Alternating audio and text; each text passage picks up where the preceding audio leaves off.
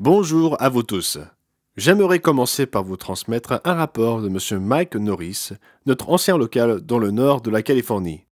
Comme vous l'avez peut-être entendu aux nouvelles, il y a eu un séisme de magnitude 6,4 dans le comté de Humboldt, le long de la côte californienne. M. Norris mentionne que leur maison a tremblé et oscillé. Elle a subi quelques dégâts mineurs, mais un autre membre, situé à quelques kilomètres de l'épicentre, a subi des dégâts coûteux. Nous vous demandons de continuer à prier en pensant à d'éventuels séismes plus importants. Et ils ont eu des répliques d'environ 4,0 de magnitude au moins. Les installations électriques ont été hors service pendant environ 12 heures, puis elles ont été rétablies pendant une demi-heure avant de retomber. Et comme l'écrit M. Norris, l'éclairage est un tel confort qu'une personne peut difficilement s'en passer. Vos prières sont donc très appréciées en faveur de tous nos membres.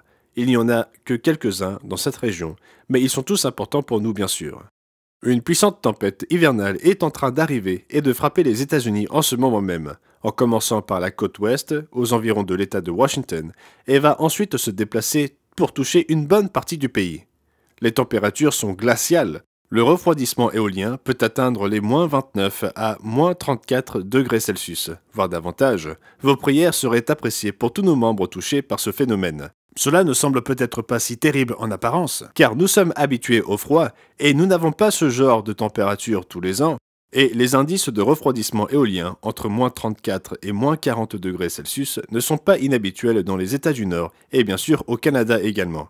La différence, cette année, c'est que beaucoup de gens vont avoir du mal à payer leurs factures d'électricité, et ces factures seront très élevées si l'hiver est rigoureux. C'est ce qui semble se dessiner.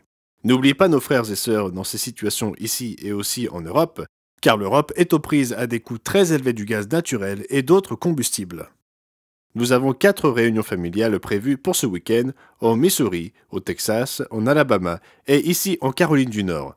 Si vous vous rendez à ces événements, prêtez attention à la météo, surtout si elle est mauvaise là où vous êtes.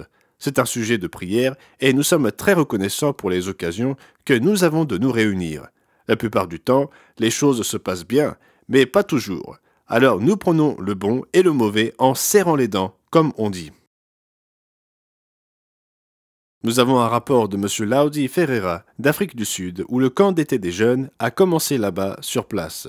Il y a 63 personnes présentes, personnel et campeurs confondus, participant à diverses activités et jeux sous le soleil du Cap.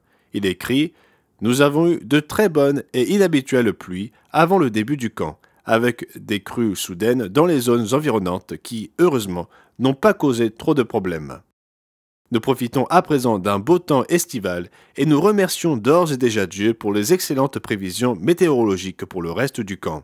Chaque journée commence sur une note spirituelle avec les cours de vie chrétienne le matin et se termine par un temps de réflexion en soirée, pendant lequel les campeurs et le personnel réfléchissent aux leçons apprises au cours de la journée, à la manière dont elles peuvent être appliquées spirituellement dans notre vie quotidienne. La première journée a commencé par une activité de renforcement de l'esprit d'équipe. Il y a également eu du volleyball, du hockey sur nouilles en salle, des activités aquatiques et une marche nocturne. Et l'un des temps forts de cette année est une activité d'équitation dans une ferme viticole et oléicole voisine.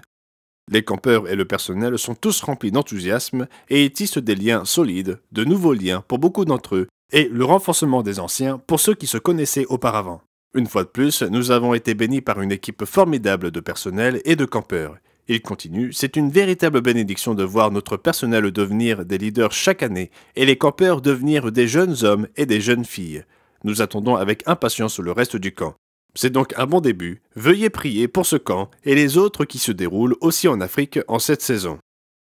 Amazon Smile nous a informé d'un don trimestriel. C'est là où les gens peuvent choisir l'Église du Dieu vivant comme bénéficiaire à Amazon Smile. Et leur don trimestriel s'élève à 1 830 $ et 94 centimes. Au total, depuis le début de ce programme, nous avons reçu plus de 27 000 $ pour l'Église du Dieu vivant grâce au programme d'Amazon Smile. Nous aurons plus de nouvelles, plus d'informations à venir dans le bulletin d'information de cette semaine, mais c'est un petit aperçu de ce qui se passe ici et dans le monde. C'était donc Gérald Weston pour l'Église du Dieu vivant, pour la semaine se terminant le 24 décembre 2022. J'espère que vous passerez un merveilleux sabbat Et pour ceux d'entre vous qui participent à des week-ends en famille, conduisez prudemment et j'espère que tout se passera bien pour chacun de ces week-ends.